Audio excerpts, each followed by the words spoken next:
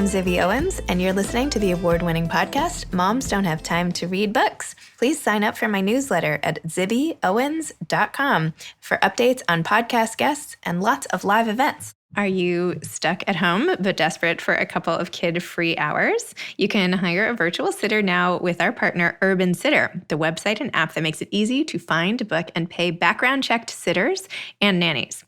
As stay-at-home restrictions ease up, you'll be ready to find a trusted sitter for every scenario, whether it's a campless summer or unpredictable fall school schedule. So sign up at urbansitter.com and you can get 25% off your first Urban Sitter membership with promo code SUMMER25, all capitals, SUMMER25, which is good now through May 31st. So again, go to Urban Sitter and use code SUMMER25 to find your next sitter, which is a gift that keeps on giving. Hi, everyone. I had the privilege of interviewing Alicia Keys recently, which was just so amazing, and I just love talking to her.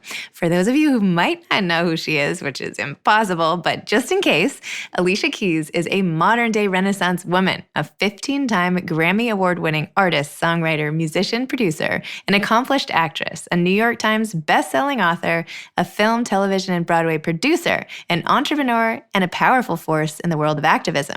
Since the release of her monumental 2001 debut album, Songs in A Minor, Alicia Keys has sold over 65 million records and built an unparalleled repertoire of hits and accomplishments.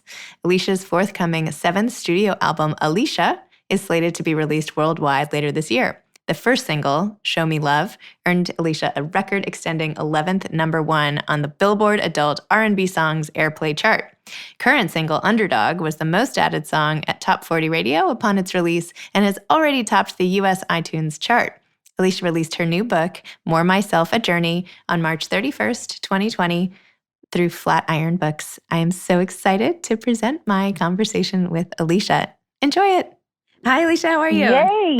Hi, Zibby. Hi. I'm good. How you doing? I'm good. I hope this is okay. Just for the first 2 seconds, I have my 2 daughters here who are huge fans of yours, and they're 6 and 12, and they just wanted to say hello. Hi. Hi. Okay. How are you doing today? She said, how are you doing today? Good. We're doing good.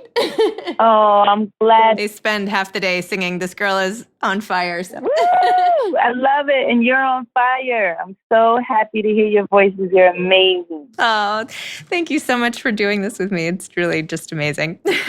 I'm so excited. I'm so happy that we could get on the phone. Does everything sound good? Like the reception and everything? I think so. Does mine sound okay to you?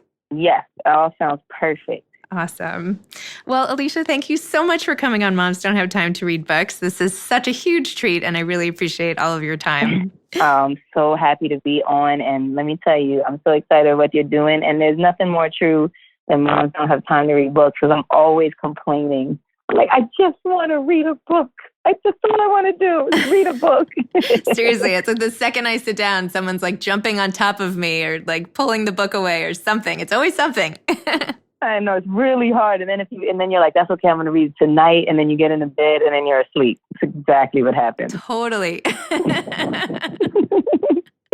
I'm like, well, I'll just read a few. Well, let me just check my phone first. Yeah. Yeah, same thing. Well, I'm glad we found the time. Me too. And your book, on the other hand, did not put me to sleep at all. More Myself is fantastic. And I loved, by the way, being able to see on your Instagram how excited you were about it, because that just made the excitement even more contagious when you're jumping up and down and doing your little, celebrations. It's so awesome. I am. I'm so excited about it. I love it, and it's been, such a project, and it's so different from writing a song, because it does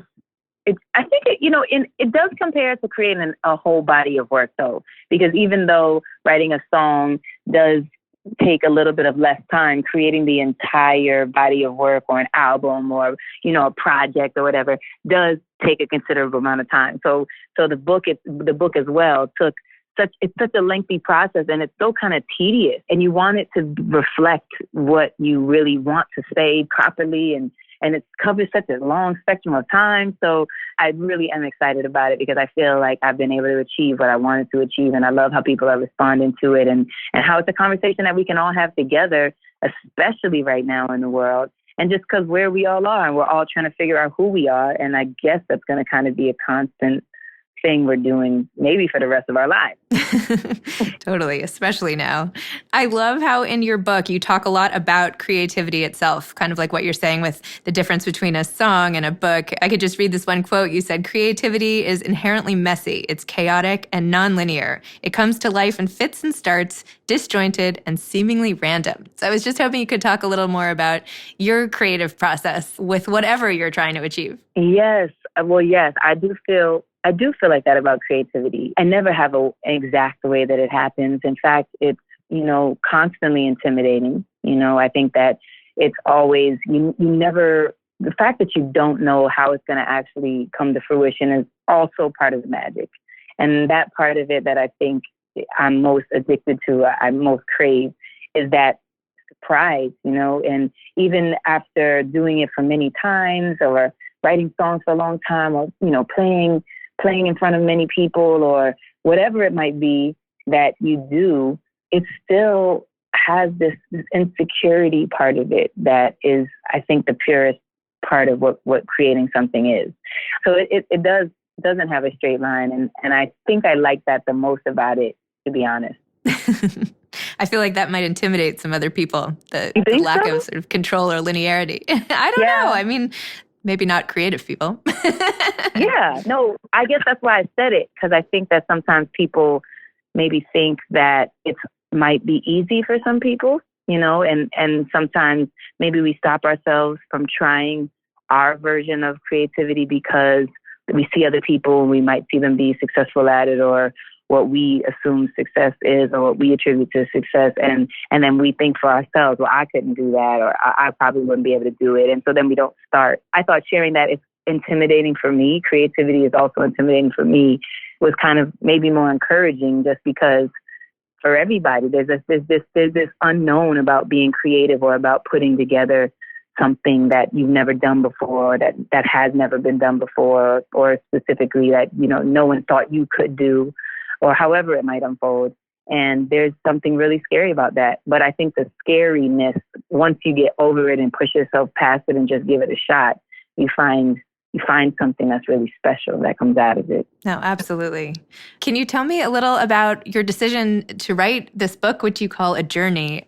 What made you decide to write it? And how long did that process that you were describing before actually take? Man, it was at least 2 years. It was so interesting because obviously I haven't written 1,000 books. I don't know. Again, I would wonder, because for me as a songwriter, I've written so many songs, but still I find myself that at the beginning of writing a song, I'm like, well, how do I do this again? Like, what do I do? How do you actually make it great again? I find that I'm always asking myself that question. So perhaps even if I wrote 1,000 books, I'd still be asking myself that question in that world as well. But because it's such a new process for me, it was so interesting, and part of it was terrifying and definitely like daunting, because I was like, this is crazy. How do you go back and think of all these pieces? But the inspiration really came probably around my album called Here. I really started to ask myself a lot of questions.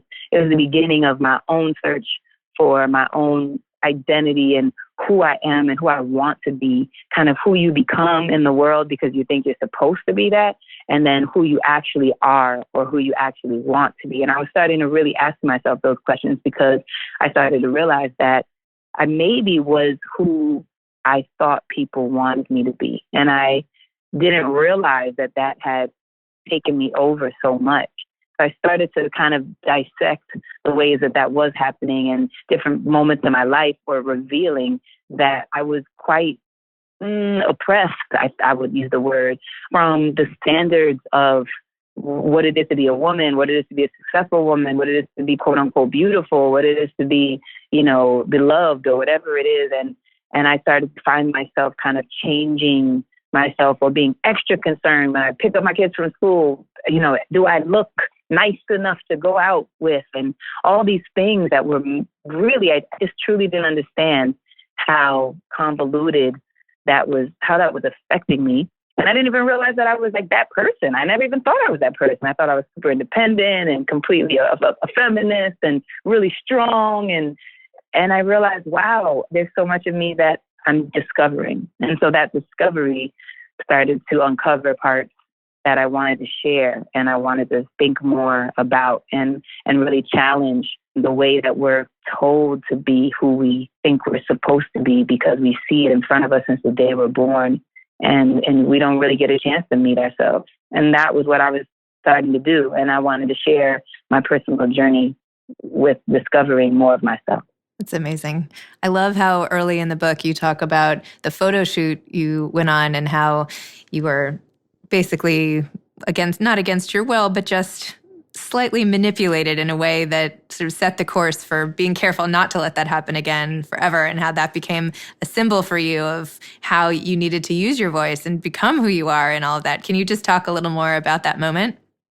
Definitely. It was the very, very first time that I had been asked to do a pretty important photo shoot with a really important photographer. And it was at the very beginning of everything. And, here you are, you're a young up and coming artist, and you really just want people to hear your stuff and start to know it and be excited about it. And it seems like it'll probably never happen because that's usually the way it all crumbles.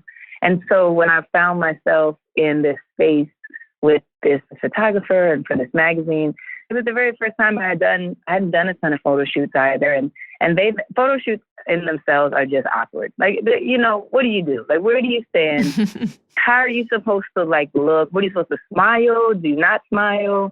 What's the face feel like? What tilts it? Like, you don't know what to do. You're standing in a blank room with a person. It'd be different if you had a bed to sit on or a chair to sit on. You could actually do something that's just normal, but it's completely unnormal. It feels totally weird. And so it was my first time on top of all of that. And so you also discover that people often are looking for an angle. They're looking for something to sell. They're looking for something that's racy. They're looking for something that's, going to challenge or spark interest. And I didn't know any of that. I wasn't thinking of any of that. And so, the guy kind of started to suggest that I, pull my pants down a little more like this, or cover my shoulder a little bit like this, or pull my shirt down a little bit more like this. And because I didn't know what the hell I was doing anyway, I was kind of like, okay, I guess, would that look nice? Because you're searching in a lot of ways for approval, which happens, I think, in our lives in many ways. For many, it doesn't matter if you're new or not, or just starting something or not. We're all kind of looking for approval in some way. And so I thought they knew better than me, and I tried it and I did it. And I felt uncomfortable the whole time, but I kind of felt uncomfortable anyway. So I couldn't tell the difference between my discomfort of just feeling awkward standing in a blank room or, pulling my shirt down too far. And so that all got confused and convoluted. And fast forward 3 or 4 weeks later, when I saw the picture, I was devastated. I looked a way that I never wanted to look. My pants were too far down. My hand was covering my boob. I just completely looked like I was trying so hard, and I didn't want to be that person. I didn't even know how I got there. But I realize now that, it taught me a lot about speaking up, and it taught me a lot about really understanding your own gut. And if your gut is saying you feel uncomfortable or you don't feel right, you got to stop. What's making me not feel right? I don't like this. That makes me uncomfortable. And you got to speak up, because if you don't, you're going to have a picture on your hand that's pretty embarrassing, or God knows what else. So of course I didn't know how to do that then. And part of it is also the lessons that you learn as you go. And you need those lessons, so you can't beat yourself up about it, which I did. But it affected me enough to know that I didn't want that to happen again. And I didn't want to feel that way. I didn't want to feel compromised or feel uncomfortable or taken advantage of. And so it changed a lot for me, because then going forward, I had a different perspective. I love how in the book, it's not just about you, but it's a lot about motherhood in general. It's about your relationship with your mother and your grandmother. It's a relationship with you becoming a mother. I just wanted to hear a little more about that aspect and how becoming a mother yourself has affected your creativity and even your perception of your own mother's mothering. Because I feel like whenever we all have kids, all of a sudden you look back and you're like, oh, I get it. Like, that's how my mom was. Oh my God. How has that affected you? Yeah, I mean, motherhood in general has affected me in a really, I feel like, an awesome way. I think I definitely met a part of myself that I didn't know before. You know, I didn't know that I could be so tender. I didn't know that I could feel so deeply. And I surely felt deeply prior to it. I definitely, you know, I felt deeply in the many songs that I wrote before I was a mother, or felt deeply in different experiences I had in the world, or seeing the world in all its chaos. And I felt that deeply, but nothing was as potent and as uncontrollably emotional as when I became a mother. So I met a part of myself that I definitely didn't know existed. I also met a part of myself that was much stronger. I didn't know how to be as strong for myself prior to becoming a mother. I was very, very much about always compromising. I found myself to be a super people pleaser, which, you know, to this day, I fight myself against being in a detrimental way. There's nothing wrong with being good to people. There's nothing wrong with pleasing people. But if you're doing it to the self-detriment, you know, to the detriment of yourself, then it does become a problem. And I was doing that. I never considered my own well-being, and I oftentimes just did what I thought was, you know, would make other people happy. And I met a new side of myself with that, because once I had a baby, I really realized like the boundaries that I needed to set, not even for me, but for the baby. And so by default, I started to take better care of myself. And that started to teach me something and show me something and open my eyes to things. I remember I was a super workaholic. I probably picked that up from my mother. She's always been a very hard worker, always worked many hours, and kind of could live off of very little sleep. And I became that person. I was that person. But then when I had a baby, things weren't as important anymore as being actually present in this young, tiny being's life, and being able to be home and do those special things as a mom. So it definitely started to give me a lot more balance. It started to give me a lot more perspective. And I started to meet myself in a brand new place. So that was cool. And then I definitely respected my mother on a whole other level, because my mother raised me a single mother. You know, it was just her. And that, you know, is a mind-blowing thing. And she's, you know, she worked all the time. She still figured out how to get me in the worst trouble ever. I don't know how she did it. I'm like, you're not even here. How am I in trouble? and so she ended up, you know, having to be everything. And somehow she did it. And she definitely had to be tough as nails for a girl growing up in Hell's Kitchen in Harlem in New York City. But she did it. And so much of that toughness and that grit and that, you know, that kind of like the common sense that I have came from her really not allowing me to have any room for any foolishness. She would grill me so hard about whatever I was telling her that if I didn't have my facts straight and all my thoughts organized, I was not making it out alive. Like I wasn't. And I think that gave me a lot, even as I became a businesswoman and as I became a person who had to control my own life and my own destiny. There was a certain amount of just strength that came from her. And now as a mom, you know, my son, I was telling my friend, you know, we're all doing this homeschooling thing. And I was telling my friend that my son, he says, I'm mean. And I'm like, I'm not mean. You know, I just want you to do your best. I want you to do your best. I don't want you to just do sort of kind of enough with the time you were given. And now that the time is over, you run away. Like, complete it and make it great and be proud of it. You're mean, Mom. So I'm getting a lot of your mean.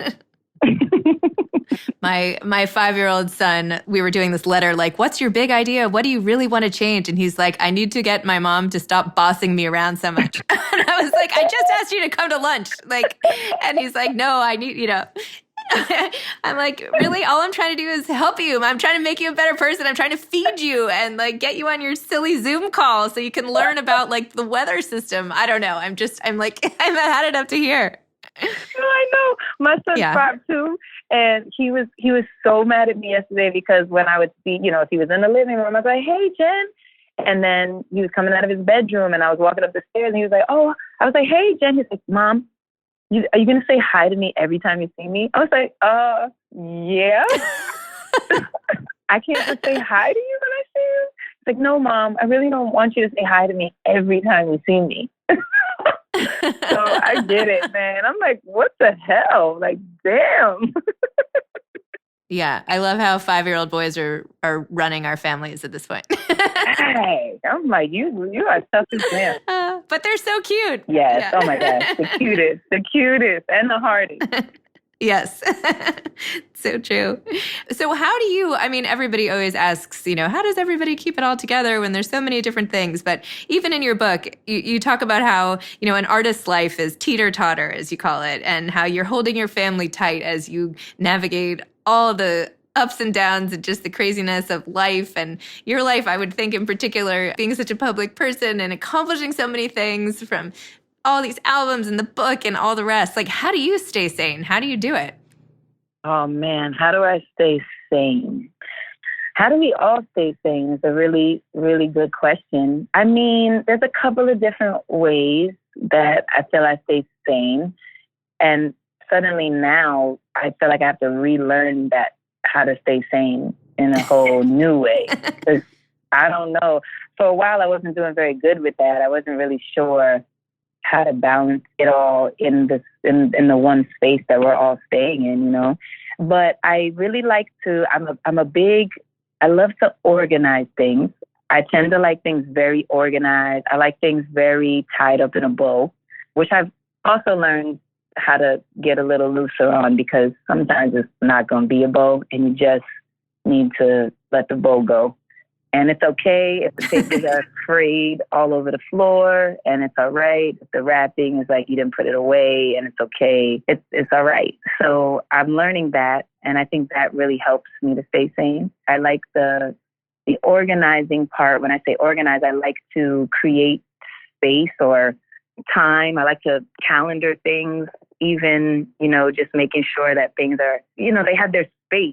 And that also means me having my own space. So like even in this circumstance, a lot of the times, one of my sons is actually having to get up really early to start his school thing. And so I have about an hour and a half between when he starts and to when my other son starts. And I will take that hour and a half and I will, do a meditation. I'll even do a workout. And it's early. It's like 6 a.m. or from 6 to 7 or 6:30 to 7:30. And sometimes I just don't want to do it at all, which is fine. That goes back to the bow and the paper being on the floor. That's fine. Just honor that when you need it. But when I do it, I find that I feel like I've given myself my own time. I've given myself time to just kind of think and be quiet before it gets all noisy and loud. And that really helps me stay sane a lot. I found that I need quiet. Whereas my husband, like the first thing he does when he wakes up, he's putting on music. Everything gets really loud when he wakes up. Me, I need quiet. And so I figured that out. And so I give myself that. And that helps me. And just that little thing, that 1 hour makes a difference. And then I feel more sane. So things like that help me stay sane and help me just kind of like make my way through it all. I'm definitely getting more comfortable with being uncomfortable. That's my latest realization, even with the current state of everything. It's not comfortable. We don't exactly know what's going on. It feels like we're confused. Many of us are probably quite anxious. You feel fearful, you feel worried, all these things. And I found that I've been wanting to just be comfortable being uncomfortable and just sit in that. And that's okay too. So that's some of the pieces that I can help me stay sane. How about you? I mean, first of all, my husband and I are the same way. I know when he wakes up because all of a sudden, the house is blasting with music. And I was like, okay, he's up somewhere because now he's turned on the whole music system. Yeah. Whereas the other day, my 5-year-old, this same guy woke me up at 4:15 just to let me know he had to go to the bathroom, which is great. And then of course I couldn't fall back asleep. And I was like, you know what? I'm just going to get up so I can sit in my house and have it be quiet. I don't care that it's 4 a.m. I just want that moment to sit in my kitchen and not have anybody bother me. And so I did, and It was great. Yes, it's all about that. So I understand what you're saying. But yeah, I don't know. I don't know if I do stay sane these days. But yes. And by the way, I think what you said with letting the bow go, because I am a perfectionist also, and I just like everything to be perfect. And that is such a great mantra. I feel like you should make a whole t-shirt line, let the bow go, because that just is that's so helpful. Ugh, I feel you. I'm so with you on that. T-shirt's coming. Let the bow go. Okay, great. Perfect. So now that you've written this book, you have a new album coming out. I mean, this is so exciting. What are you most excited about next, assuming we ever get out of our homes? Like, what is, when you look forward, what are you just like, oh, I can't wait for this, or this is getting me through this time? Well, I'm really looking forward to some good hugs. So just let's start there for 2 seconds. Like, you know, there's a lot of arms that I haven't been able to hug, and a lot of people I haven't been able to hold. And I'm really looking forward to just like holding them and hugging them. And I was just thinking about that the other day. Like, just that simple act is going to feel really good. So I'm looking forward to that for sure. I'm looking forward to, I'm looking forward to the music that I created coming out into the world. The album is called Alicia.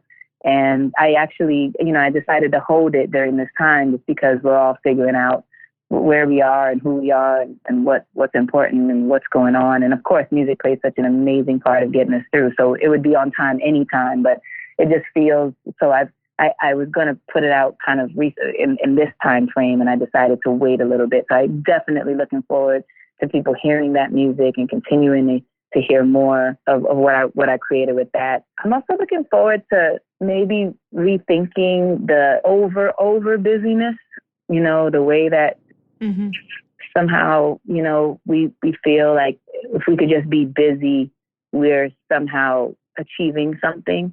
And I want to continue to think about that and how do I want to relate to that in the times when things will be a little bit more, at least hopefully not back to normal, because I hope that we are able to move forward and get better. So I feel like we don't want to go back. We want to go forward, but obviously we'll be able to move around more and travel more and pick up business as usual a little bit more. And I'm hoping, I want to think about how I want to relate to that busyness. That's what I'm thinking about. But that's some of the things I'm looking forward to and that I'm thinking about and wanting to do. So there's a lot to look forward to, but, I'm looking forward to kind of rethinking certain things and making sure to not forget. That's great.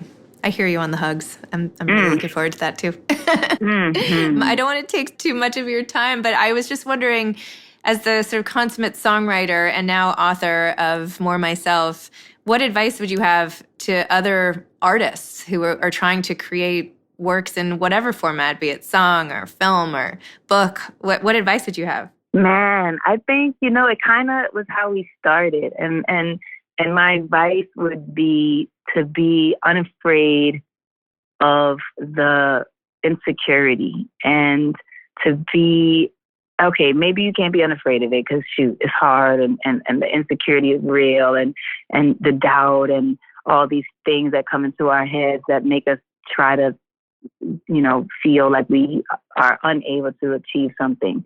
But acknowledge that everybody feels that and everybody goes through that and no one really knows what they're doing. Everybody is just kind of trying to figure it out. And so I would say to, have the will to try your idea, to try to put it out there, to put it into words, to put it into song, to put it into action and know that what you're going to learn from it, what's going to come back from it is going to surprise you in the most amazing way. And it's going to get you to the next place that you're meant to go. And that's what I would share. Oh, I love that. Thank you so much. Thank you for sharing all this time with me and all my listeners and your amazing book and your amazing songs. Even the Kobe Bryant, I mean, that the Grammys were just like, oh my gosh, you've just been like a real leader in authenticity. And I just have so much respect for you. So thank you so much. Oh, I love that. I love those words so much. Thank you as well. Thank you for shining and being so yourself and allowing us to remember to be ourselves and that imperfection is perfect. And I'm so glad that we could connect. And I'm so blessed to be a part of your show. So thank you for having me. Oh my gosh, my pleasure. Thank you so much. Yay! You did it! Yay! All right. Be Thank safe. you. It's so be nice. Super safe and and we'll talk soon. You too. Right. Okay, that sounds great. Bye-bye. Okay, bye-bye. You've been listening to Moms Don't Have Time to Read Books with Zibby Owens. Please make sure to sign up for my newsletter at zibbyowens.com to get more updates about episodes like these and also lots of live events. Thanks again to Urban Sitter for partnering with us today and offering a 25% discount on Urban Sitter memberships with promo code SUMMER25. So anybody who needs a sitter or a nanny or anybody to help you, if you can actually get out of your house, go to Urban Sitter. This will be your go-to and lifesaver. You can follow me on Instagram at Moms Don't Have Time to Read Books. Thanks so much to Steve and Ryan at Texture Sound for the sound editing. And thank you to Morning Moon Productions for providing this fantastic intro and outro music. Thanks for listening. You could always email me at zibby@zibbyowens.com.